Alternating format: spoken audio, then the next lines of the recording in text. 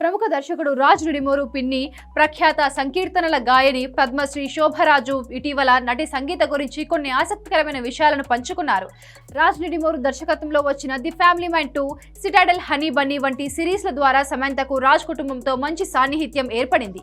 ఈ క్రమంలోనే శోభరాజు సమంతను కలిసినప్పుడు జరిగిన కొన్ని సరదా సంఘటనలను, సమంత వ్యక్తిత్వం గురించి తన అభిప్రాయాలను తాజాగా బయటపెట్టారు. ముఖ్యంగా సమంత పక్కన కూర్చోవాలంటే తనకు మొదట్లో చాలా సిగ్గుగా అనిపించిందని శోభరాజు సరదాగా వ్యాఖ్యానించారు.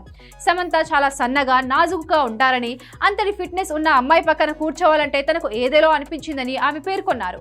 అంత సన్నగా ఉన్న అమ్మాయి పక్కన నేను కూర్చోవాలంటే నాకే సిగ్గేసింది అంటూ శోభరాజు తన మనసులోని మాటను, ఆ సమయంలో కలిగిన ఇబ్బందిని నవ్వుతూ బయటపెట్టారు.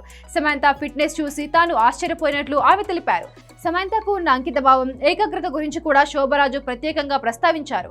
ఒక్కసారి మెడిటేషన్లో కూర్చుంటే 3 గంటల వరకు సమంత అక్కడి నుండి లేవదని, ఆమె ఫోకస్ అద్భుతమని కొనియాడారు. అంతటి ఫిట్నెస్ మెయింటైన్ చేయడం, పని పట్ల అంత శ్రద్ధ చూపించడం సామాన్య విషయం కాదని ఆమె అన్నారు. సమంత కష్టపడే తత్వం, ఆమె జీవన శైలిని దగ్గరగా చూసిన తర్వాత ఆమె పట్ల తనకు గౌరవం మరింత పెరిగిందని శోభరాజు అభిప్రాయపడ్డారు. ఇక తన అక్క కొడుకు రాజ్ నిడిమూరు అంటే తనకు చాలా ఇష్టమని, అతనంటే ఎంతో ప్రేమ అని శోభరాజు తెలిపారు. రాజ్ ద్వారా పరిచయమైన సమంత కూడా చాలా మంచి అమ్మాయిని, అందరితో కలివిడిగా ఉంటారని ప్రశంసించారు. వృత్తిపరంగా ఎంత ఎత్తుకు ఎదిగినా వృత్తిపరంగా కూడా సమంత చాలా మంచి స్వభావం కలవారని శోభరాజు కితాబిచ్చారు. ప్రస్తుతం శోభరాజు చేసిన ఈ వ్యాఖ్యలు సోషల్ మీడియాలో వైరల్ అవుతున్నాయి.